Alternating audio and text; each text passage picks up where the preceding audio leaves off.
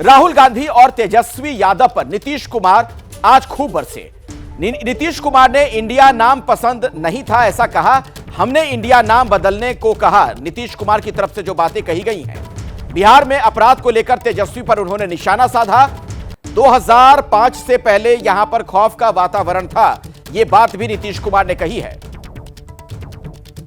नाम भी कह रहे थे कुछ दूसरा उन लोगों को, अब वो अपना कर दिया था।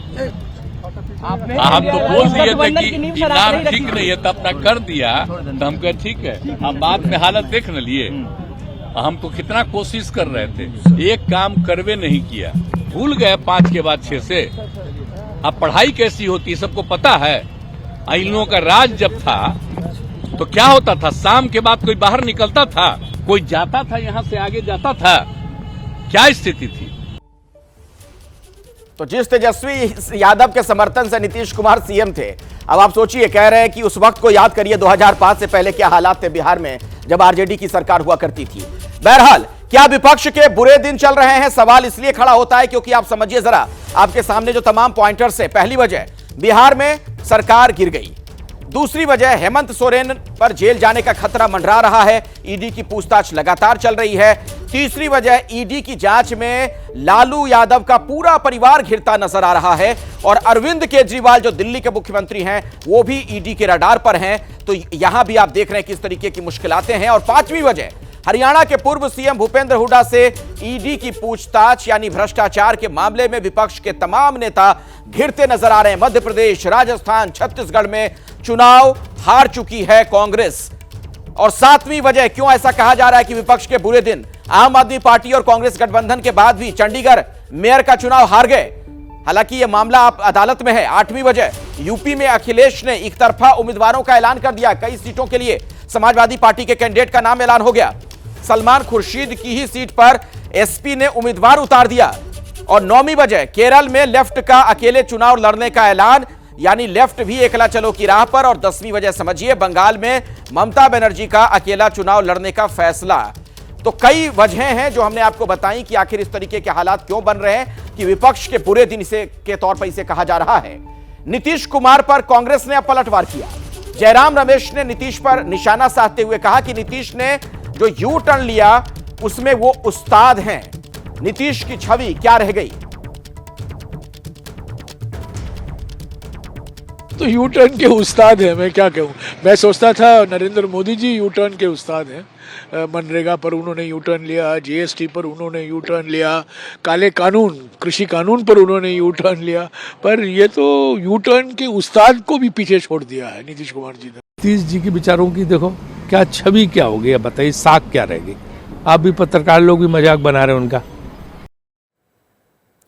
उधर ललन सिंह ने राहुल गांधी को जवाब दिया, नीतीश कभी दबाव में काम नहीं करते, दबाव में जाति जनगणना की बात झूठी है, जाति आधारित गणना नीतीश कुमार का ही निश्चय था। दरअसल राहुल गांधी ने यह बात कही थी कि जातीय जनगणना जो करवाई गई वो हमने ही कहा था। इसी पर ललन सिंह ने जवाब दिया है कि दबाव में नीतीश कुमार काम नहीं करते हैं और जातीय जनगणना वाली बात भी झूठी है कि कांग्रेस के दबाव में नीतीश कुमार ने बिहार में जातीय जनगणना करवाई। हमारे साथ आशीष कुमार सिंह भी मौजूद हैं, हमारे वरिष्ठ सहयोगी, और पटना से प्रकाश कुमार भी हमारे साथ जुड़ गए हैं। प्रकाश, अब वहां पर ताजा डेवलपमेंट क्या देखने को मिल रहा है, जिस तरीके से दोनों तरफ से आरोप प्रत्यारोप लग रहे हैं और खासतौर पर जो जातीय जनगणना वाली बात थी उस पर भी टकराव की स्थिति बन गई है? ये अखिलेश स्पष्ट है कि इंडिया गठबंधन के जो सूत्रधार थे नीतीश कुमार, जब वो निकल गए और आज उन्होंने सीधे कहा कि इंडिया का नाम उन्होंने बदलने को कहा था, लेकिन अब क्या हश्र हुआ है, तो जाहिर है कि इंडिया पर सबसे ज़्यादा निशाना कांग्रेस पार्टी पर है। और कांग्रेस पार्टी जिस तरह से काम कर रही है और जो उनका शुरू से कहना था कि सीटों के बंटवारे को लेकर काफ़ी देर और लेट लतीफ़ी देखा गया था। राहुल गांधी भले ही बिहार से गुजर रहे हो, उनकी यात्रा गुजर रही हो, लेकिन नीतीश कुमार ही उनके निशाने पर रहे हैं और नीतीश कुमार पर जातीय जनगणना उनके दबाव में आने का। दूसरी तरफ तेजस्वी यादव कहते हैं कि उनकी वजह से ये आरक्षण हुआ है, जातीय गणना हुई है। तो ये जो श्रेय लेने का मामला चल रहा है कि इंडिया गठबंधन भले ही ना रहा हो, लेकिन सच्चाई ये है कि हर कोई जो भी उस 17 महीने में काम हुआ है महागठबंधन के दौरान, हर कोई चाहता है कि श्रेय ले और 2024 के चुनाव में उसे भुनाने। लेकिन नीतीश कुमार ये कह रहे हैं कि लगातार चाहे जिस गठबंधन के साथ उनकी सरकार रही हो, उन्हीं का सिक्का चलता रहा है, उन्हीं के मुद्दे आगे रहे हैं और वही आगे बढ़ते रहे हैं। तो अब जो है आरोप प्रत्यारोप के बीच में सबसे बड़ी बात यह है कि वोटरों को लुभाने की कवायद शुरू हो गई है। अखिलेश, बिल्कुल ऐसा ही लग रहा है कि वोटरों को लुभाने का यह प्रयास है। जैसे ही घड़ी का काटा दोपहर 2:30 पे आए, बबीता जी का दिल सास बहू साजिश के लिए मचल जाए। और ये है इनकी बहू, पूरे दिन ऑफिस की टेंशन हो जाए गॉन जब ये करें अपना फेवरेट शो फ्री टाइम पे ऑन।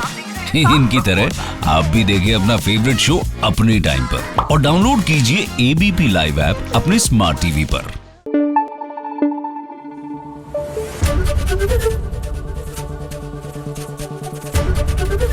एबीपी न्यूज आपको रखे आगे।